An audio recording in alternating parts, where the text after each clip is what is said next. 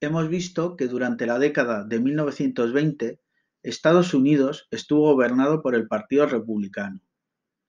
Los diferentes presidentes republicanos habían defendido que el Estado no debía de intervenir en economía. Gracias a ello se conseguiría que la economía prosperase. Y en épocas de crisis, el mercado acabaría regulándose solo. No obstante, la crisis de 1929 se estaba alargando demasiado en el tiempo y se estaba viendo que el mercado por sí solo no se iba a recuperar. Así las cosas, en 1932, el candidato demócrata Franklin Delano Roosevelt ganó las elecciones con un programa económico bautizado como New Deal, Nuevo Trato.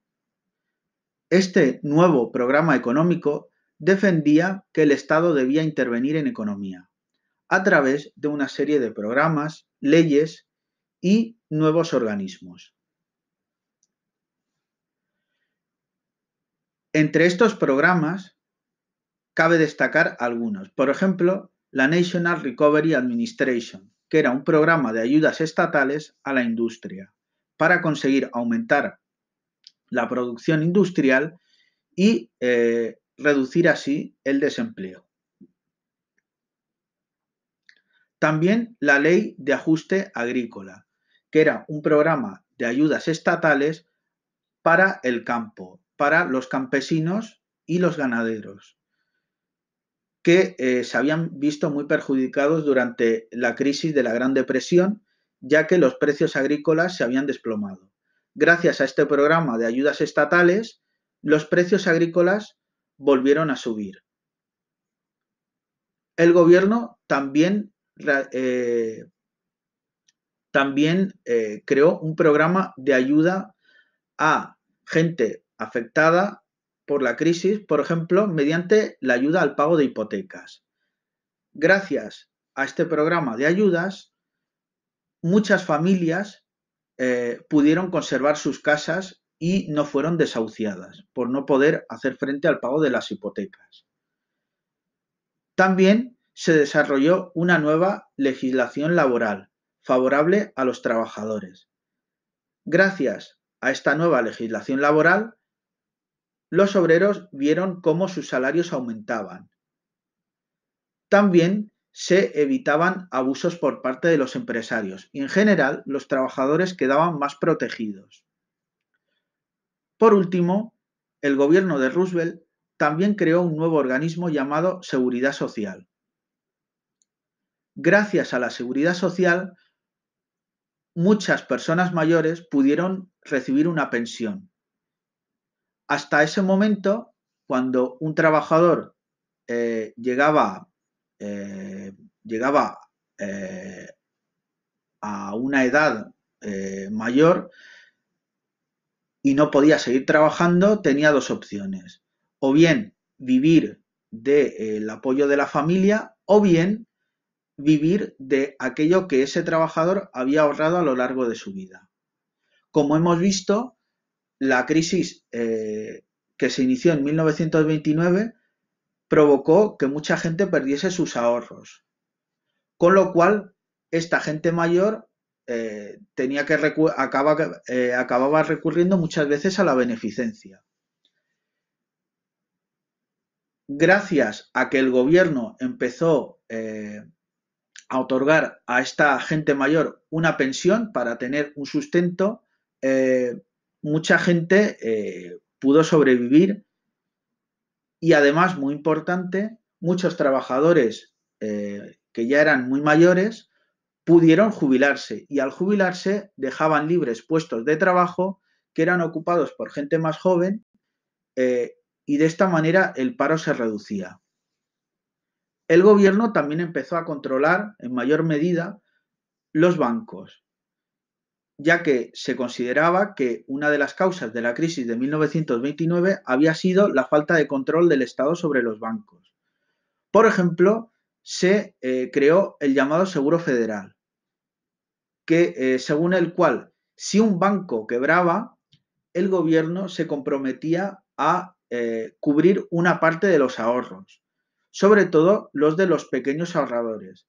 Gracias a este programa, mucha gente volvió a confiar en el sistema bancario, volvieron a depositar sus ahorros en los bancos y se superó el colapso bancario de la Gran Depresión. También se creó una comisión de valores y cambio para evitar que se crease una nueva burbuja especulativa como la que había dado origen a la crisis de 1929. Por último, el gobierno también devaluó la moneda nacional, el dólar, que perdió un 40% de su valor. Como hemos dicho, la devaluación de la moneda en un primer momento provoca que mucha gente pierda sus ahorros. No obstante, como hemos visto, de eso ya se había ocupado en buena medida la crisis económica. Cuando un gobierno devalúa su moneda, como decimos, en un primer momento las consecuencias son muy negativas, pero a la larga las consecuencias son positivas, porque al devaluar la moneda, eso hace que las exportaciones aumenten, ya que para otros países es más barato comprar en nuestro país, con lo cual, al aumentar las exportaciones, aumenta la producción industrial y agrícola y la economía acaba recuperándose. Desde sus inicios, el New Deal contó con la oposición de buena parte de la sociedad americana, sobre todo por parte de muchos empresarios, ya que no veían con buenos ojos que el gobierno interviniese en economía y destruyese buena parte de los privilegios con los que habían contado hasta ese momento.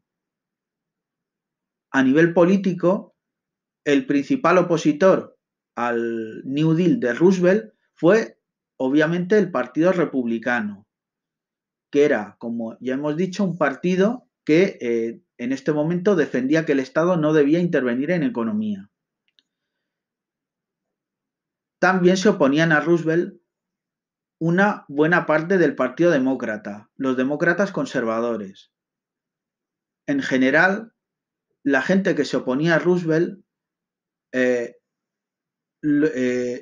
lo calificaba como un comunista, es decir, veían en el New Deal como el inicio de la implantación del comunismo en Estados Unidos, cosa que no se ajustaba a la realidad.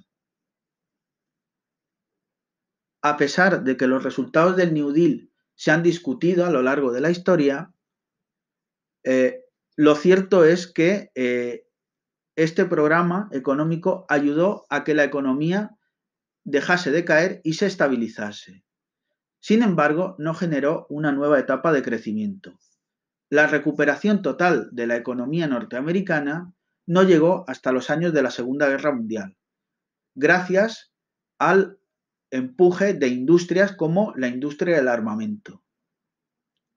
En cualquier caso, la mayor parte de la sociedad americana apoyó a Roosevelt y a su programa, como lo demuestra el hecho de que Roosevelt haya sido el único presidente que ha ganado 4 elecciones consecutivas, hasta su muerte en 1945.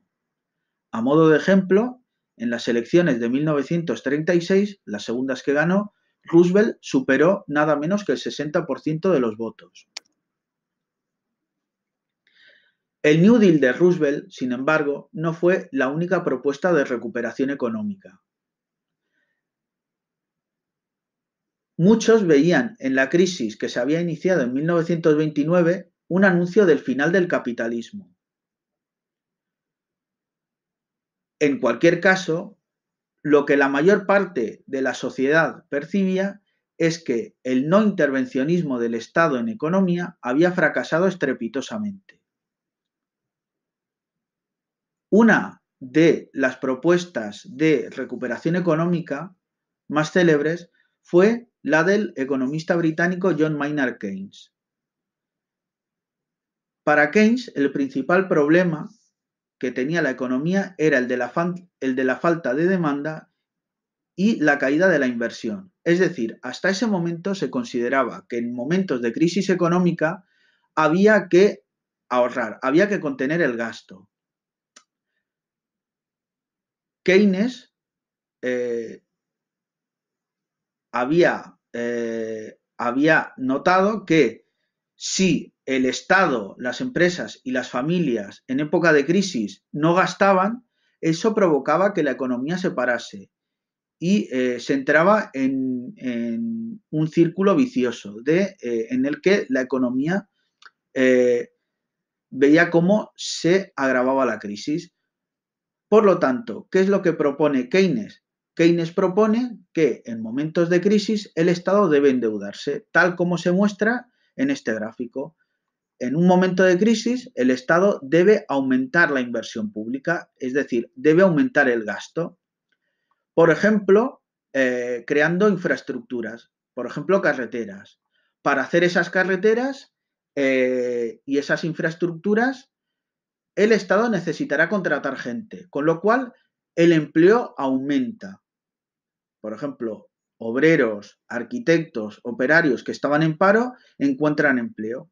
Esa gente que antes no tenía un empleo y ahora sí lo tiene, va a poder volver a consumir, es decir, va a volver a gastar.